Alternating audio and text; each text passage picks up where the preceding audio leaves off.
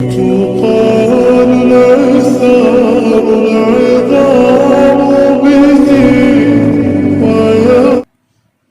بقرہ کی آیت میں اللہ تعالیٰ فرماتا ہے صبر اور نماز سے مدد حاصل کرو۔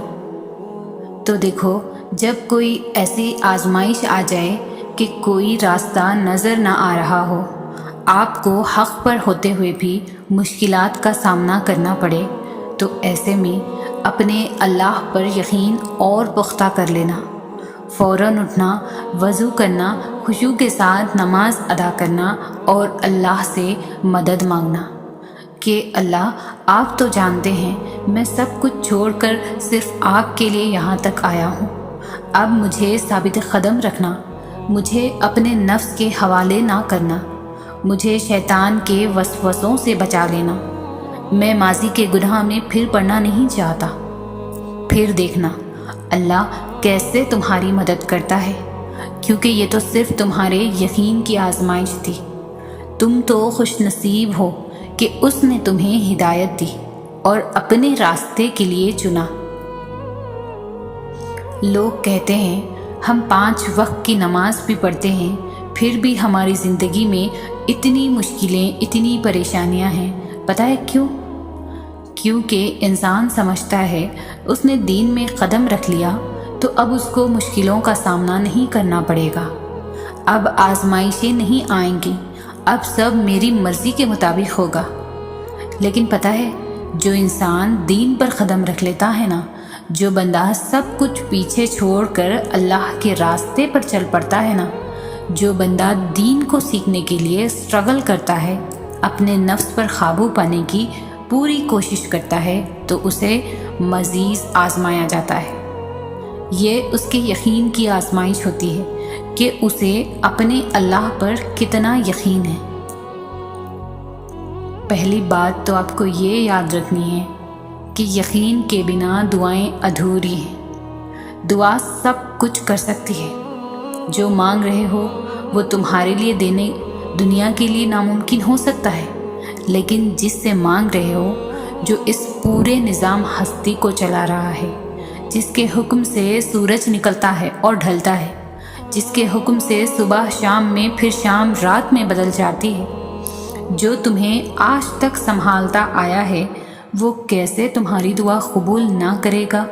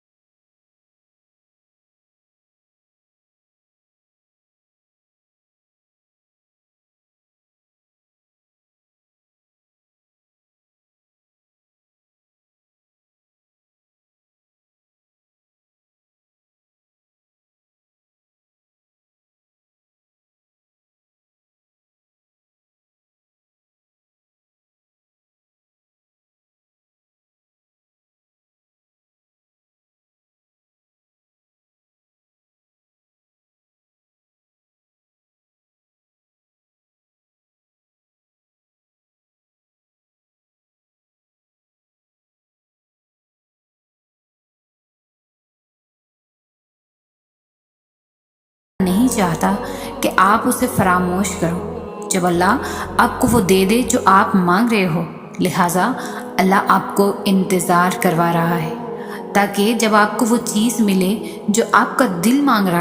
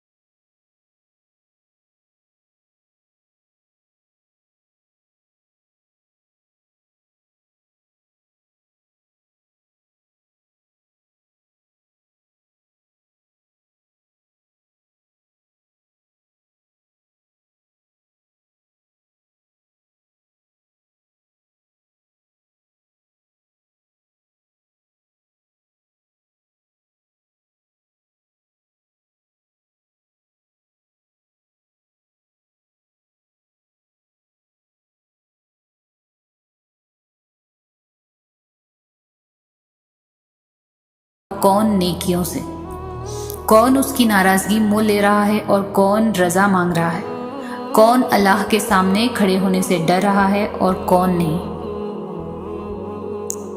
ایک بزرگ کہتے تھے کہ اگر اپنا ایمان کا لیول چیک کرنا ہے تو اپنی تنہائیوں کو دیکھو کہ کیا کر رہے ہو، تنہائیاں پاک کر لو تو اللہ کی محبت و رضا پالو گی۔ جب تم اللہ کو جاننے کی، اسے ڈھونڈنے کی تمنا کرتے ہو نا، تو اللہ تمہارا دل سکون ڈھونڈنے میں لگا دیتا ہے۔ ماتھا جب سجدے میں جانماز پر ٹکتا ہے تو آنکھیں بند کیے دل سے آواز آتی ہے سبحان رب الاعلیٰ۔ جب تمہیں اللہ کو ڈھونڈنے کا راستہ نہیں ملتا تب اللہ خود تمہارے سامنے آتا ہے، یقین بن کر، دل کا سکون بن کر، تاریکی میں معجزہ بن کر اور زندگی میں اطمینان بن کر۔ زندگی میں ایسی راتیں بہت کم لوگوں کو نصیب ہوتی ہے جو اللہ سے باتیں کرتے کرتے گزر جاتی ہے، جو اب بھلے ہی نہیں مل رہا ہوتا ہے لیکن یہ دل ہے نا، یہ بتا دیتا ہے سب۔ جب اللہ پاک ہماری طرف متوجہ ہوتے ہیں نا، اس وقت دل بہت پرسکون رہتا ہے، بہت زیادہ پرسکون۔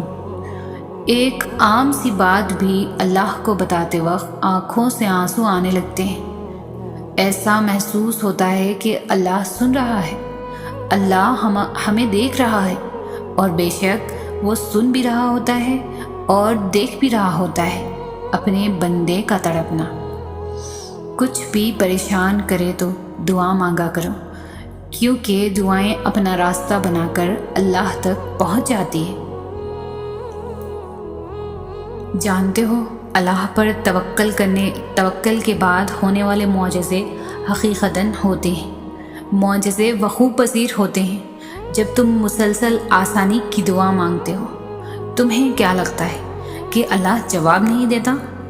ارے جب تم دعا مانگتے ہو، اللہ تب کہیں کسی کے دل کو نرم کر رہا ہوتا ہے، کہیں کسی کے ذہن میں کوئی خیال ڈال رہا ہوتا ہے، غرض تمہارے لیے اسباب بنا رہا ہوتا ہے، اور تمہیں لگتا ہے کہ تمہاری دعائیں رائگاں جا رہی ہے۔ فرق بس صرف اتنا ہے کہ اللہ جو تمہارے لیے کرتا ہے وہ تمہیں نظر نہیں آتا۔ اگر نظر آنے لگے یا تمہیں کسی طرح اس کے منصوبے کا علم ہو جائے تو ایمان کیسا، تو آزمائش کیسی، بس توکل کی راہ پر چلتے رہو، کیونکہ یہ راہ بہت خوبصورت ہے، کیونکہ اس میں تمہارے ساتھ تمہارا رب ہے۔ بعض دعائیں اتنی شدت سے مانگی جاتی ہے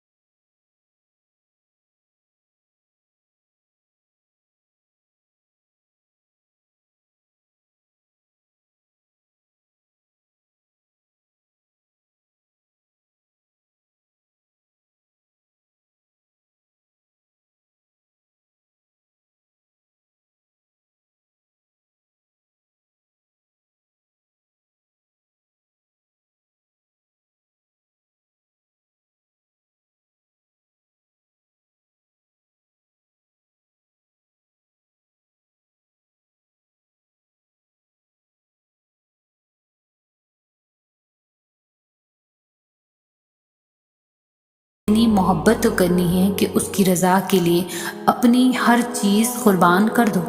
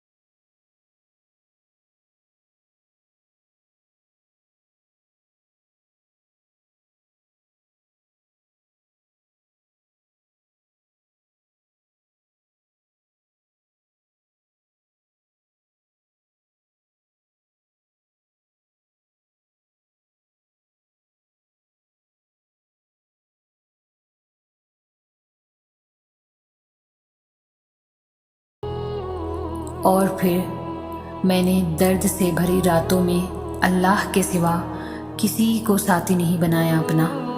رات کی خاموشی میں صرف ایک ہی آواز سنائی دیتی تھی، غم نہ کرو، میں تمہارے ساتھ ہوں۔ لیکن یہ دل سن کے بھی انسنی کر دیتا تھا۔ شاید کامل یقین نہیں تھا۔ کامل یقین تو ہوتا تو کبھی پریشان نہ ہوتا۔ جب دل اپنی خواہش کی پیروی کرتا ہے تو پھر ایسا ہی ہوتا ہے۔